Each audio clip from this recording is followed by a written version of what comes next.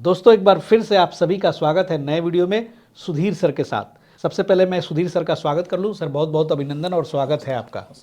और सुधीर सर से आज एक बहुत ही इम्पॉर्टेंट टॉपिक पे बात करने जा रहा हूं, बधियाकरण पे। क्योंकि हम लोग हमेशा से सुनते आए हैं, जब भी गोट मीट खाना होता है हम लोग कहते हैं कि भाई बधिया वाला खस्सी का ही जो है मीट खाएंगे। तो सबसे पहले तो हम ये एक सवाल पूछना चाहेंगे सर कि ये बधियाकरण होता क्या है और क्यों ज़रूरी है। देखिए पवन जी, बधियाकरण एक प्रोसेस है जी। जिसके तहत बकरी में जो सीमेन बनने का कारखाना हम बोलते हैं देहाती भाषा में, जिसको हाइड्रोसील बोलते हैं, उसको बंद कर दिया जाता है ताकि उसके अंदर सीमेन नहीं बने। इसी को हम लोग बधियाकरण कहते हैं, ताकि आगे से वो कभी भविष्य में फादर नहीं बन सके, बच्चा जनने जनने की उसमें क्षमता न रह पाए।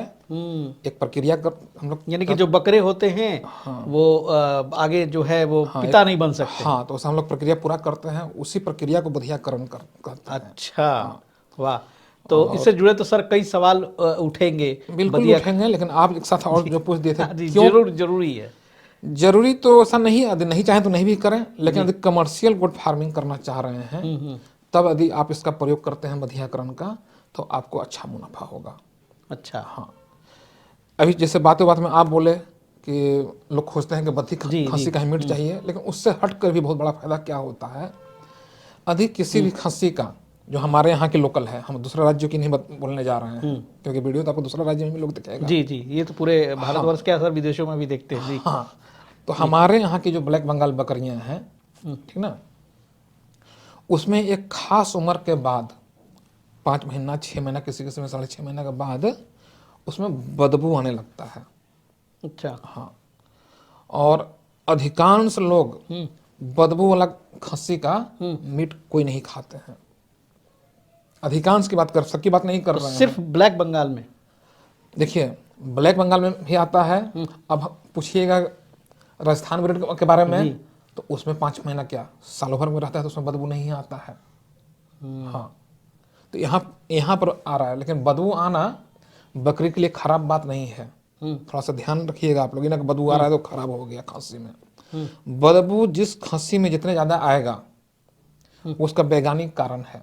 दोनों सींग के बीच में एक छोटा सा छेद होता है। अच्छा। उसी से तरल पदार्थ निकलता है, और उस तरल पदार्थ में इतना तगड़ा गंध होता है, इतना तगड़ा गंध होता है।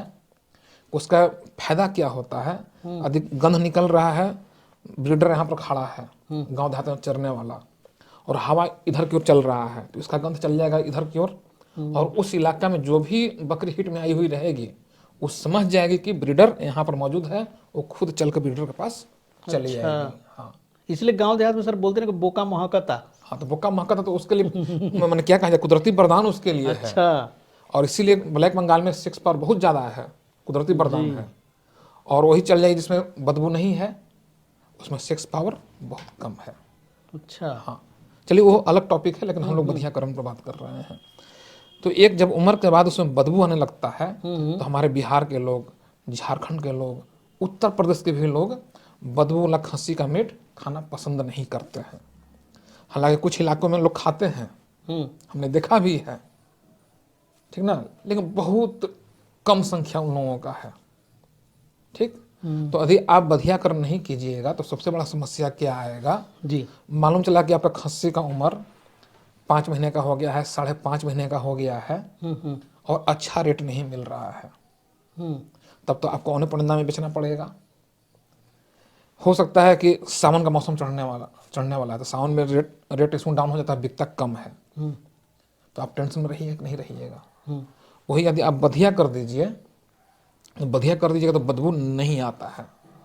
तो बधिया करने की सही उम्र भी तो पहचान में आनी चाहिए। बताते हैं, जब बधिया कर देंगे तो उसमें बदबू नहीं आएगा, तो आपको मार्केटिंग का टेंशन खत्म। अभी अच्छा रेट नहीं मिल रहा है, बाद में बेचेंगे, फिर अच्छा रेट नहीं मिल रहा है और बाद में बेचेंगे। और सच्चाई बात है, खस्सी का बेचने का सही उम्र 10 महीना 11 महीना की उम्र में बेचना चाहिए। 5 महीना 6 महीना की उम्र में यदि आप बेचते हैं तो जितना वो खाना खाए हुए रहता है उस हिसाब से बोटी का ग्रोथ नहीं हुआ रहता है। अच्छा। तो आप तो ओरिजिनल मुनाफा जो मिलना चाहिए था, ओरिजिनल मुनाफा, वो तो आपको नहीं मिल पाया। आप 10 महीना 11 महीना तक रखिएगा तो बदबू आ जाएगा। तो बधिया का महत्व समझ में आया। तो बहुत बड़ी बात है सर। हाँ, बहुत अच्छा। देखिए यही चीज़ें कहते हैं ना सर, बहुत ही अच्छा गणित से समझाते हैं। तो भाई दोनों चीज़ है, बदबू भी नहीं आया और वजन का भी बात हो गया कि वो जो पीरियड है उसमें काफ़ी अच्छा ग्रोथ लेता है। हाँ, वो भी चीज़ हो गया। तो आप तो जहाँ पर टेंशन फ्री होकर काम कीजिएगा वहीं विकास कीजिएगा। तो आप तो पहला चीज़ बदबू वाला टेंशन से दूर हो गए। जब अच्छा रेट मिले, होली रहे या सावन के बाद का रहे, दशहरा रहे, दशहरा के बाद का अच्छा रेट में उसको आप बेच लीजिए। जी। दूसरा समस्या क्या आएगा, यदि आप बधिया नहीं करते हैं तब सपोज कीजिए आपके पास 50 गो बकरी है मदर गोट। हो सकता है कि 50 में 200 बच्चा साल भर में आया। ये भी तो हो सकता है 50 बच्चा 100 बच्चा आपके पास मेल आ जाए। तो मेल आ जाते, एक बकरी हिट में आएगी तो उसके गन से ये लोग सब हो वो चिल्लाना शुरू कर देगा। फिर ये लोग उग्र भी हो जाएगा, कंट्रोल करना मुश्किल हो जाएगा। तो फार्म को बैलेंस भी रखने के लिए ज़रूरी है। करना चाहिए जी, यानी कि हर हाल में बधियाकरण तो लड़ाई किसानों को सीखना है। हाँ, लड़ाई झगड़ा भी ना हो, उसके लिए भी आपको चाहिए। इन ब्रीडिंग की भी समस्या ना हो, उसके लिए भी बधियाकरण हम लोग सलाह देते हैं कीजिए। तब जाकर आपका मुनाफा जो मिलना चाहिए बकरी पालन में वो चीज़ आपको मिलेगा। तो बधियाकरण से सर जो आपने बताया कि गंध बदबू बंद हो जाएगी, स्वाद पर इसका भी असर होता है, तभी तो लोग बोलते हैं। ये स्वाद और सॉफ्ट हो जाता है और टेस्टी हो जाता है। यही कारण है कि हम लोग के यहाँ जो एक बार बधिया खस्सी का मीट खा लेते हैं बार बार वही खोजते हैं, इसलिए उसका रेट भी महंगा रहता है। यदि एक कोई खस्सी इसी तरह है, मान लीजिए 15 केजी का है, एक बधिया वाला 15 केजी का है, तो उसका रेट अच्छा मिलता है। और एक सवाल और पूछेंगे इसमें एक चीज़ हम बता दे रहे हैं, क्योंकि बधिया में होता क्या है, उसका सीमेंट बनने का जो अंग है उसको तो हम लोग बंद कर देते हैं। तो जो बकरा खाना खा रहा था या खस्सी जो खाना खा रहा था अब उस अंग में तो नहीं जाएगा, तो वो एनर्जी उसके बॉडी के विकास में लग जाता है। अच्छा। तो कम समय में तेजी से बॉडी गेन भी कर लेता है। मतलब जो सवाल मैं पूछ रहा था सर भाप गए। देखिए रात दिन तो वही हम लोग कामें कर रहे हैं जी। और चाहते भी हैं कि क्योंकि आपके माध्यम से ये निःशुल्क जागरूकता अभियान चल रहा है। जी बिल्कुल। हालांकि मेरे ट्रेनिंग में आते हैं लोग पेड कोर्सेज के तहत आते हैं, क्योंकि मेरा वो प्राइवेट कोचिंग है, लेकिन यहाँ तो चल रहा है तो सोचते हैं कि जो भी बताएं पूरा डिटेल्स में बताएं। और जो भी हमारे व्यूवर्स हैं भाई, बिहार स्टोरी पे तो आप सर की सैकड़ों वीडियोस जो है जागरूकता अभियान से जुड़ी हुई, फील्ड वर्क का हो, टेक्निकल हो, उस पर अपलोडेड है। लेकिन ये जो खास मैंने फार्मिंग टॉक्स लेके चला हूँ खासकर किसान भाइयों के लिए, जहाँ पर फार्मिंग से जुड़ी तमाम बातें होती हैं, यहाँ भी सुधीर सर का जो है बहुत सारे ऐसे वीडियोज़ जो हैं जो छूट गया हो, आप इस चैनल पे उस चीज़ को फिर से देख सकते हैं, इसलिए आज सब्सक्राइब कर लीजिए। तो चलिए बात को कंटिन्यू करते हैं सर। करते हैं, लेकिन आपको एक बधाई कहिए, धन्यवाद देंगे। चूँकि हम लोग government certified animal health worker हैं, तो गाँव गाँव घूम कर हम लोग किसानों को जागरूक करते रहते हैं। आपका मीडिया हमको सहयोग देता है तो मेरा मेहनत बहुत कम हो जाता है कि आपके वीडियो के माध्यम से हजारों लोग देखते हैं, लाखों लोग देखते हैं और जागरूक हो जाते हैं। नहीं तो गाँव में अधिकांश लोग बधियाकरण जानते तो हैं जी, लेकिन उससे भागते हैं।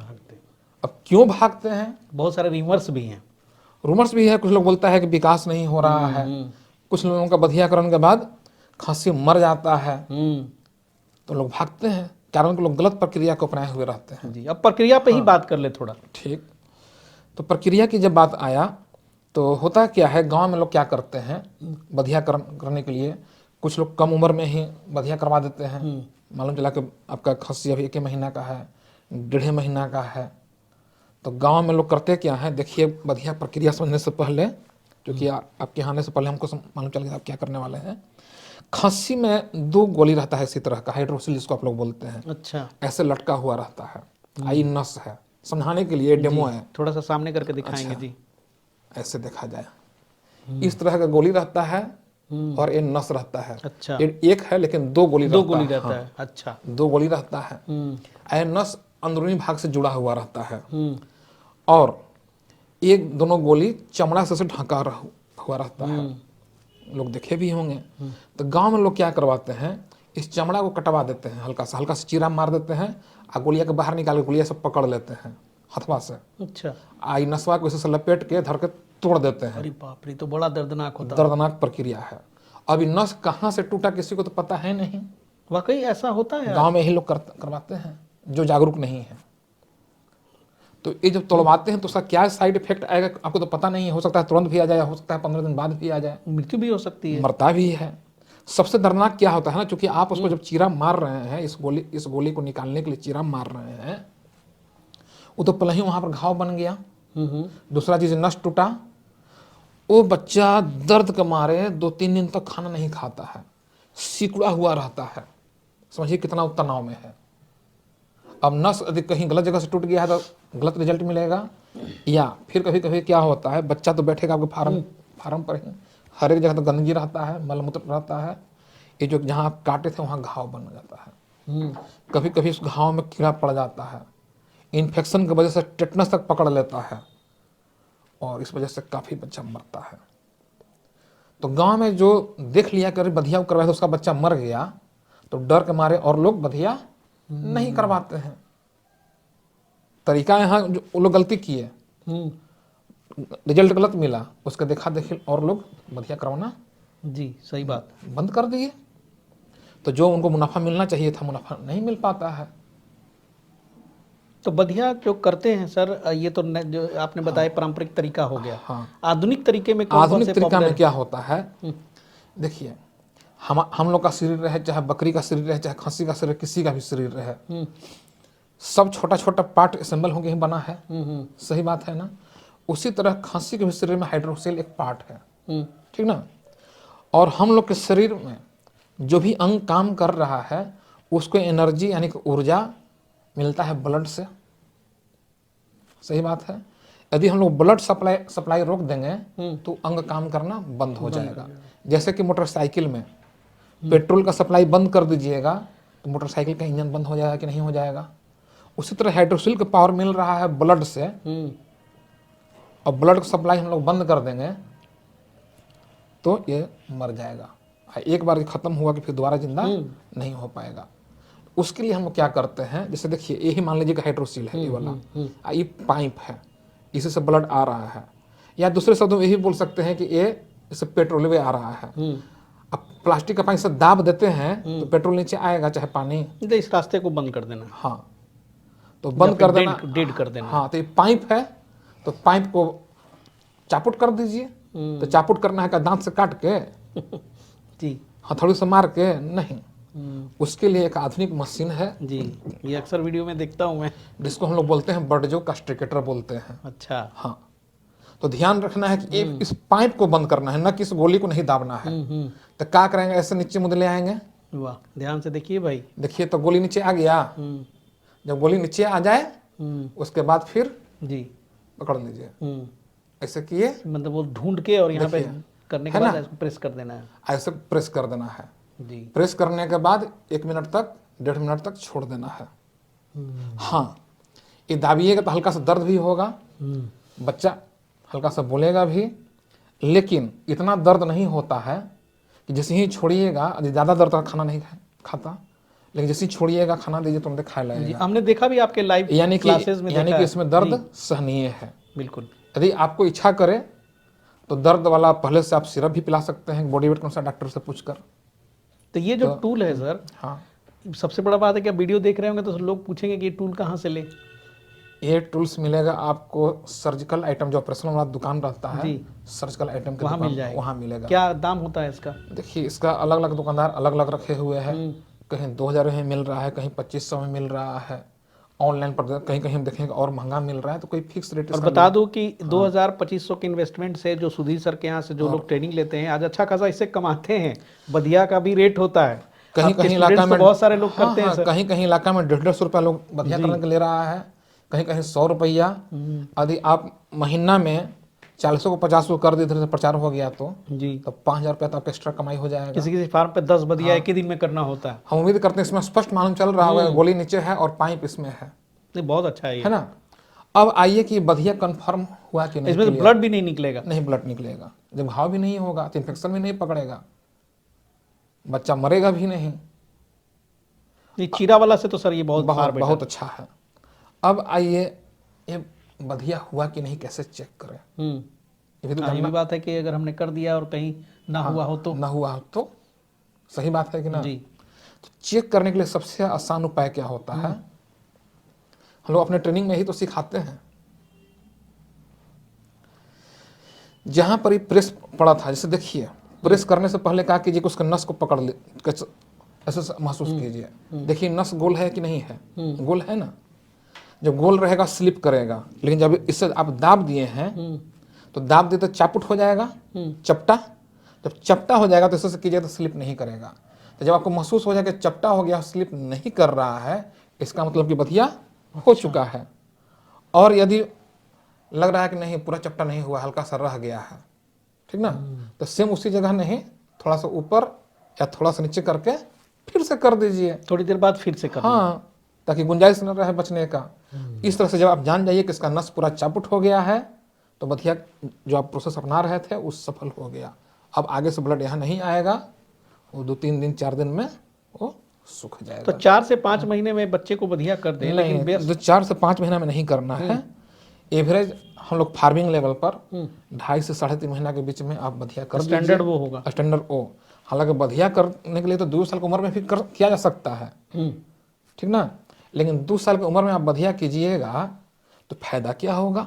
मालूम चला कि हमारा ब्लैक बंगाल का खस्सी है, बदबू उसके शरीर में आ ही गया, मीट का स्वाद खराब होना तो हो ही गया, तो फिर फायदा क्या। सही समय पे कर लेना चाहिए। कोई भी चीज़ ना सही समय पर करना चाहिए।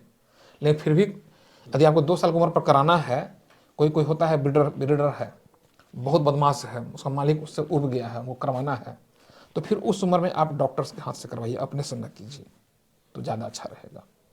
तो बधियाकरण के सर और भी तकनीक हैं? हाँ, एक तो चिड़ा विधि वाला आप समझ गए जी, एक ये बर्जो कास्टिकेटर वाला, एक रबड़ मेथड भी है। अच्छा, लेकिन वो उतना लोकप्रिय नहीं है। कि मालूम चला, मान लिया जाए कि हम कोई चीज़ तुरंत रिजल्ट खोज रहे हैं, तो गांव देहात में चीरा मारा निकाल के फेंक दिया कि न रहियन बांस न बजिहन बसुरी, तो फेंक देता है, बहुत इंस्टेंट है, तो बचवे मर जाता है। खतरनाक भी है। इसमें देखिए कि तुरंत रिजल्ट मिल गया, दाब दिए तो। एक आता है रबड़ पे नहाया वाला मेथड। अच्छा, है तो मेथड क्या, उद्देश्य नस को ही दाबना, रबड़ एकदम आता है उसका मार्केट में, लेकर फैला कर उसमें डाल दीजिए। अब वो रबड़ का आकर पूरा प्रेशर बनावेगा। अब 4 दिन आप 5 दिन तक हल्का हल्का प्रेशर बनेले रहिएगा, तो बकरी का बच्चा तनाव में रहेगा कि नहीं रहेगा, रहेगा ना, तुरंत रिजल्ट भी आपको नहीं मिलेगा, नहीं ना मिला। इसलिए वो वाला चीज़ लोकप्रिय नहीं है, यानी कि सबसे पॉपुलर मेथड यही वाला है। लेकिन इसके लिए भाई आपको सीखना पड़ेगा, ये हर इंसान नहीं कर सकता है, हर बकरी बहुत नहीं, बहुत माइनर ट्रेनिंग है, बहुत हल्का चीज़ है, कोई बहुत बड़ा चीज़ नहीं है। और रबड़ वाला में तुरंत रिजल्ट मिलेगा नहीं, वो अलग बात है, वो अलग बात है। कुछ लोग मशीन बेचने के लिए, अब जैसे मालूम चला कि हमको ये मशीन बेचना है, मान लिया जाए, किसका करेंगे, किसी को वो वाला मशीन बेचना है तो उसका बड़ाई करेगा, लेकिन आपको जो अच्छा लगे वो आप कीजिए, वो अलग मैटर है। इसलिए ये वाला ज़्यादा लोकप्रिय है। हॉस्पिटल में भी जाइएगा ना तो यही वाला चीज़ मिलेगा आपको। चलिए, हाँ, बहुत अच्छी जानकारी दिया आपने सर। तो उम्मीद करते हैं अच्छा लगा। तो गांव में भी जो किसान है जो बधिया से डरते हैं, ये तो मर वीडियो जाता हो फॉरवर्ड जाता है, कीजिए जी, तो उन किसानों तक पहुंचाइए कि आपको फायदा होगा। बधियाकरण करवाइए, सरकारी हॉस्पिटल में निःशुल्क होता है। अच्छा, हाँ, तो आप वहाँ से भी सर्विस ले सकते हैं।